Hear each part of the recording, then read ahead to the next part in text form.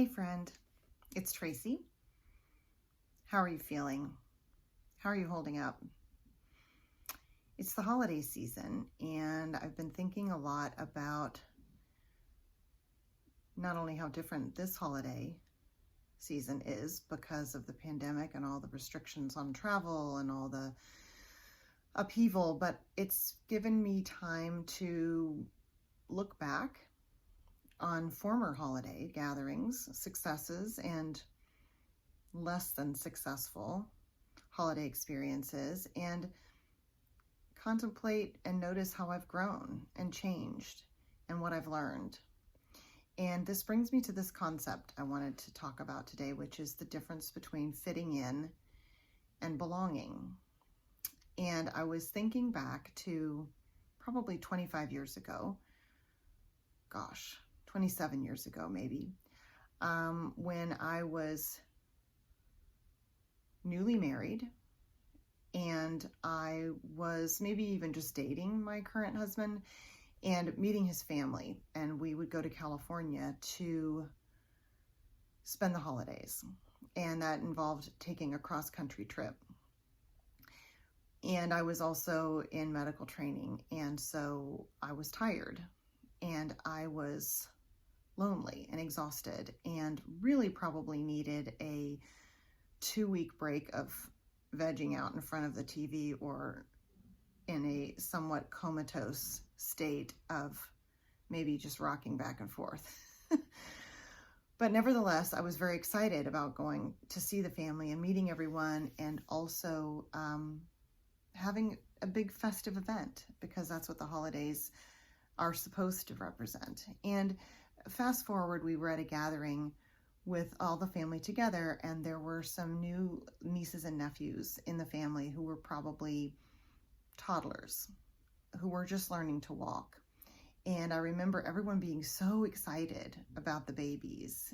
And let me tell you, this is embarrassing and vulnerable for me to admit to you, but I've grown and I'm okay sharing these kind of stories with you. And that is to say that I felt like I didn't fit in. I felt like the family was so excited about these little children, and I felt really left out. I didn't know what to do with myself. I didn't know how to behave around these people that I didn't know very well.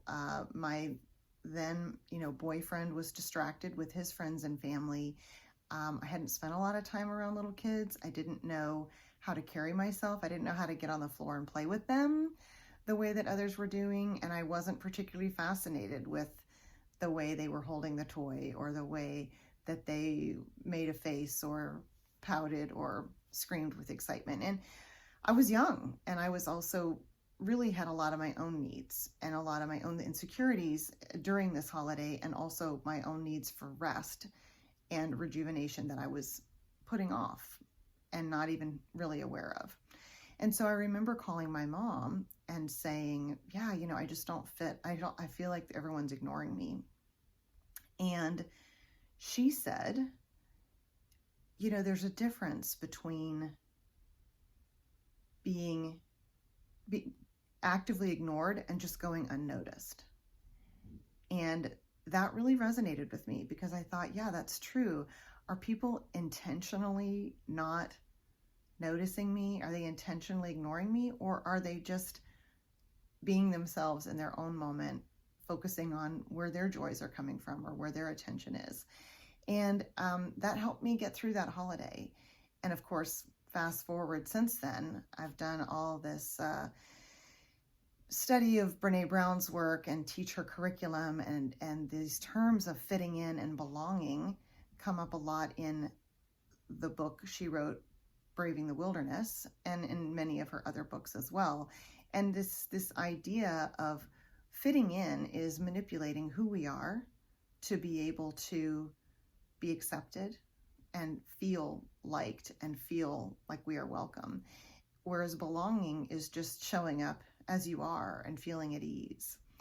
And I think so many times we want to feel at ease. We want to feel like we belong, but maybe we either don't belong. Maybe we're not in the right crowd with ourselves. Maybe we don't know ourselves, our authentic selves, how to carry ourselves. We're in a new setting. We don't know the people. We don't know what's familiar. We don't know the topics that people like to talk about. We don't feel comfortable sharing our true selves with people we don't know very well. There's all sorts of tools to sort of reappraise situations when we're being hard on ourselves and when we're feeling low. And when you have a group, say, or another person that you're trying to work with, whether in a personal or professional setting, and you don't feel like you belong or you don't fit in, if you know them well enough, you can have some really pretty powerful, radically honest conversations about how you're feeling and what you're needing, because that feeling of not fitting in or not belonging comes from really not being comfortable with yourself and not acknowledging your own needs and not having your own needs met in some way.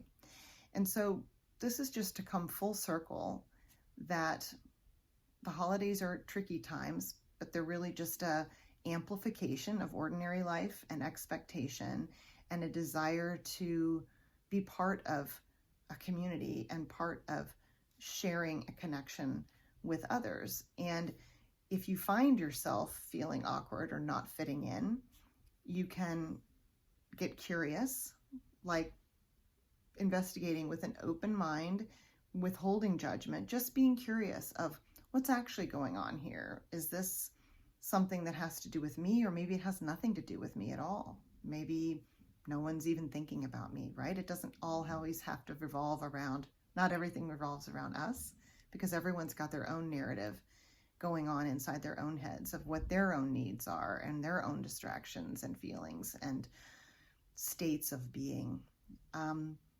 And reappraising to say, yeah, maybe it's not about me, or maybe this isn't the place for me, or maybe I'm tired, or maybe my own needs aren't being met right now.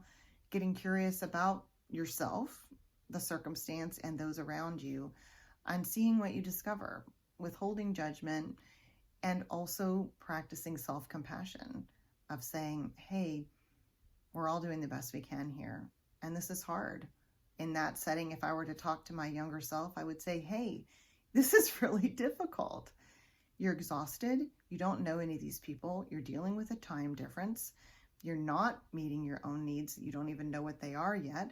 And you're meeting people for the first time and in circumstances you've never been in before. So it's understandable that it would be difficult, and kind of giving that self-hug, that self-love to be your own best advocate. And then get curious and see what else might be going on. So, sending only love and well-being to you. Thank you for watching. Please subscribe and hang in there.